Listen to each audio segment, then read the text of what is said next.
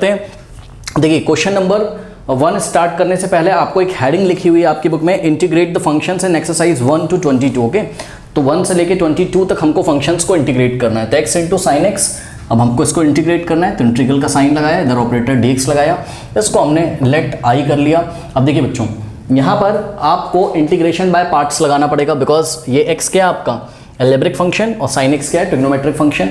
तो हम यहाँ आइलेट का यूज़ करेंगे, ठीक है। आइलेट में अगर आप ध्यान से चेक करें स्टूडेंट्स, तो एल्जेब्रिक पहले आता है, i का मतलब इनवर्स, l का मतलब लॉगरिथमिक, a का मतलब एल्जेब्रिक, t का मतलब ट्रिग्नोमेट्रिक और e का मतलब एक्सपोनेंशियल, ठीक है। तो एल्जेब्रिक फंक्शन पहले आता है और ट्रिग्नोमेट्रिक बाद में, यानी कि एल्जेब्रिक फंक्शन को फर्स्ट और ट्रिग्नोमेट्रिक को सेकंड फंक्शन हम अज्यूम करेंगे, ठीक है। तो x हो गया आपका क्या फर्स्ट फंक्शन और sin x हो गया आपका सेकंड फंक्शन, बिकॉज x क्या है एल्जेब्रिक फंक्शन है और sin x क्या है ट्रिग्नोमेट्रिक फंक्शन है, ठीक है।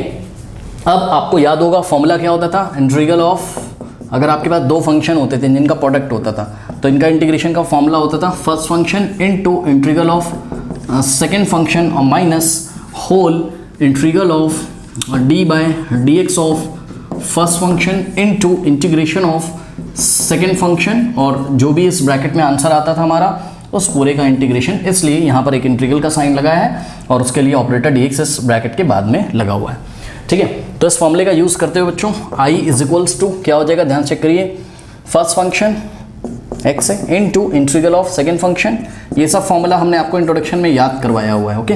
तो first function into integral of second function minus whole integral of d by dx of first function क्या है x है into integration of second function यानी कि साइन x का इंटीग्रेशन, ओके, और यहाँ ब्रैकेट क्लोज और फिर dx, ठीक है। चलिए सॉल्व करते हैं। तो i is equals to x into sine x का इंटीग्रेशन क्या होता है बच्चों माइनस कॉस x, तो माइनस आ जाएगा यहाँ पर आगे, ठीक है, माइनस का साइन आगे आ गया कॉस x, और x का कोफिशिएंट यहाँ 1 है, 1 से डिवाइड लगाओगे तो कोई फर्क पड़ेगा नहीं, ठीक है। चलिए बहुत बढ़िया। अब यहाँ पर देखिए माइनस है इंटीग्रल, अब देखिए बच्चों D by D X of x का डेरिवेटिव x के रिस्पेक्ट 1 होता है तो उसको मैं लिखूंगा नहीं, बिकॉज 1 इंटू साइन का क्या होगा माइनस कॉस एक्स, तो 1 इंटू माइनस कॉस एक्स ही आ जाएगा, ओके। तो इसका इंटीग्रेशन हमने नहीं लिखा, तो साइन एक्स का क्या होता है माइनस कॉस एक्स, तो वो वाला माइनस यहाँ बाहर आएगा तो इसको पॉजिटिव कर देगा और यहाँ पे बच जाएगा आपके पास क्या कॉस एक्स, ओके।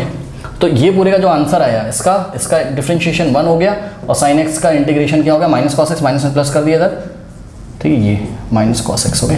तो 1 into minus cos x, minus यहाँ पे माइनस के साथ प्लस बन गया और कॉस एक्स यहाँ पे आ गया। अब ये कर्ली बेसिस आप हटा सकते हो, यानी कि इंटीग्रेट किसको करना होता है इस ब्रैकेट वाले आंसर को, तो ब्रैकेट में हमारा कॉस एक्स आ गया, मतलब माइनस कॉस एक्स आया, माइनस तो बाहर लिख लिया हमने, तो माइनस माइनस बाहर प्लस हो गया। अब कॉस एक्स को इंटीग्रेट करना है, ठीक है।